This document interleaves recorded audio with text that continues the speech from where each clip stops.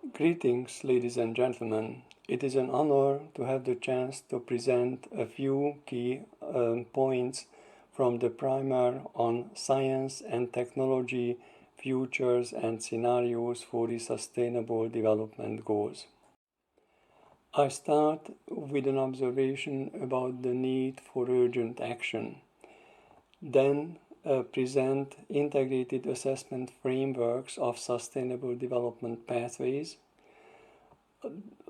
after which decent living standards as a recent initiative are presented. Gaps assessments measure the distance to targets in various domains. Technological change is absolutely key and essential in achieving both climate and sustainable development targets. Policymaking is the final item before summarizing key insights. Over the past 8 years since the approval of the Agenda 2030, we observe unabated global increases in energy, materials, and land use that lead to increasing environmental, social, and health impacts, exacerbating the sustainable development challenges. Recent scenarios show that the Sustainable Development Goals and the Paris Agreement targets can still be achieved, but more ambitious actions are required as the time frame is getting shorter. There is increasing evidence that narrowly targeted policies pursuing specific SDGs are inefficient, have limited effectiveness, and they possibly counteract confined policies pursuing other SDGs. Integrated assessments of pathways, in contrast, can support internally consistent, comprehensive policy making. There are three types presented in the primer: the Sustainable Development Goals target space, extensions of climate change scenarios that encompass SDGs beyond greenhouse gas emissions and adaptations, and there are frameworks supporting synergistic climate and sustainable development policies. Scientists who developed the SDG target space realize the diverse coverage and complex linkages involved in the 17 SDGs, 169 targets, and more than 230 indicators that makes them difficult to assess and operationalize. They propose a target space for 2030 and 2050 and define indicators selected according to their societal relevance, scientific basis, long-term nature, and other important criteria. They end up with 36 targets that cover all 17 SDGs in 5 clusters: people, prosperity, planetary integrity, sustainable resource management, peace, and partnership. 2 examples of the targets: the target good health and well-being involves achieving adequate health care for all to ensure healthy life expectancy at birth that is currently about 63 years to increase to over 65 years by 2030 and over 70 years by 2050.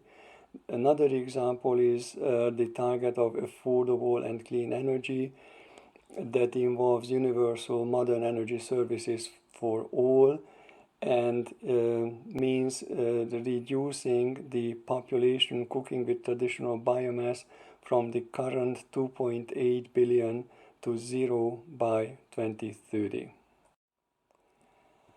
Even if we achieve all sustainable development goals and targets, it is insufficient to secure a decent life for all. Scientists and social actors propose a shift in perspectives from basic to decent living, which means a universal, irreducible, and essential set of material conditions for basic human well-being, both physical and social.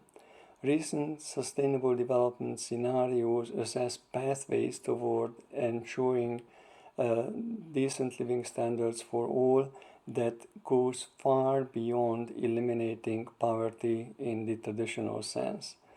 The decent living standards comprise 10 constituents with the corresponding indicators and quantitative thresholds that go from the individual household level to the national, regional, and even global levels, i.e., they are framed as bottom-up assessments. Decent living standards comprise physical well-being, such as nutrition, shelter, living conditions, and others, and social well-being, such as education, communication, information access, and others. An example of physical well-being is living conditions that covers insufficient and safe space, basic comfort. At the household levels, this means requirements for minimum floor space and modern heating, cooling equipment. The corresponding collective requirements are electricity, water, and sanitation infrastructure. Similarly, in the social well-being, mobility requires access to public transport or vehicle if essential at the household level, and the collective requirement accordingly is public transport and road infrastructure.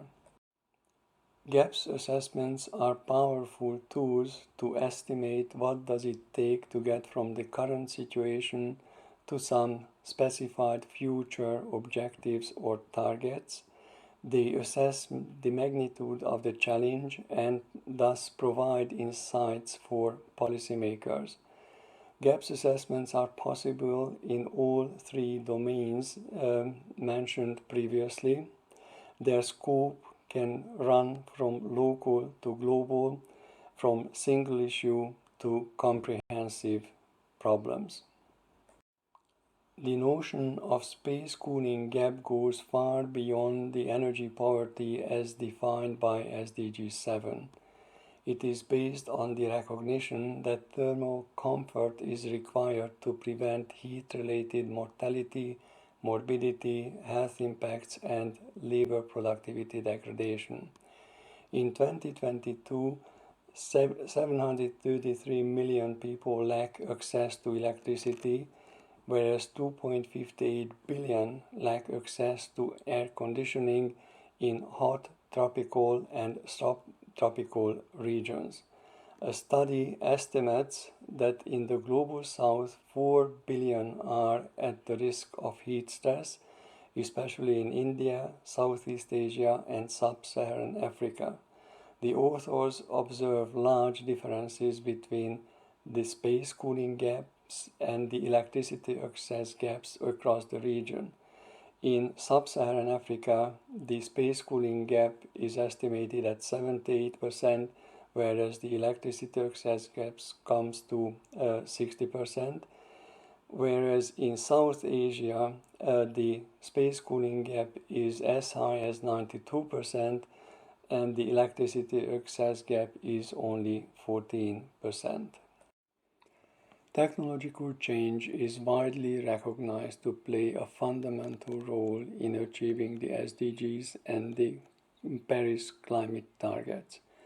The International Energy Agency examined 45 energy technologies and concluded that radical improvements in cost and performance are needed for 38 of them. Another study examined a large number of technologies and classified them according to their sizes and other characteristics, and ranging from granular all the way to the lumpy technologies. Granular technologies are those with small size, lower unit investment costs, modular or divisible structures. These properties can help accelerate technological transformation if their substitutability, standardization, unit and manufacturing economies of scale, access to infrastructure, and the institutional conditions are favorable. This slide shows the evolution of unit costs and the adoption rates of some renewable energy technologies and batteries for electric vehicles. It is remarkable to see that as the use of the technologies is increasing, their unit costs are falling. The complex linkages among the SDGs is a challenge for policies that need to maximize synergies and minimize trade-offs. It is clear that well-being sustainable development goals can only be achieved if the current resource use patterns are transformed, supporting infrastructure and the natural environment are considered. Coherent policy making includes integrated planning and implementation, supported by enhanced capacity for governance and coordination. The key for a successful decision is the acceptability for all key stakeholders and for the broader population. Therefore, policymakers need to widen participation, create a collective ownership of both the problems and the proposed solutions, and build consensus among possibly conflicting interest groups. A group of leading scientists proposes 6 transformations, their outputs, and the required interventions for policymaking to achieve the Sustainable Development Goals and the Paris targets. The scientists argue that all 6 transformations are indispensable and each fosters several sustainable development goals. They range across scales from global to national and need to be adapted to the specific national conditions. The transformations include education, gender inequality, health, well-being and demography, energy decarbonization and sustainable industry, sustainable food, land, water and oceans, sustainable cities and communities, and finally, the digital revolution for sustainable development. Just to show an example, in the realm of transformation number 3, energy and decarbonization, the Sustainable Development Goal intervention is to provide access to clean energy, which means ensuring access to electricity and providing access to modern fuels for cooking and heating. The intermediate output is energy access for all, and it directly supports the achievement of 4 other SDGs and indirectly promotes the achievement of a large number of other sustainable development goals. I would like to close with 6 key insights from the primer. The Sustainable Development Goals and the Paris targets are still achievable, but a sharp turnaround and ambitious actions are required. Integrated assessments of pathways can support comprehensive and internally consistent policies. Achieving even all SDGs and targets is insufficient to enable decent life for all. Estimating the distance to target to support environment and development policies is an increasingly important tool. Technological change and lifestyle transformation are indispensable for achieving the SDGs and the Paris targets. And finally, fundamental transformations are required in education, health, energy, resource use, cities, and digitalization. This slide lists the sources of the examples shown in this presentation.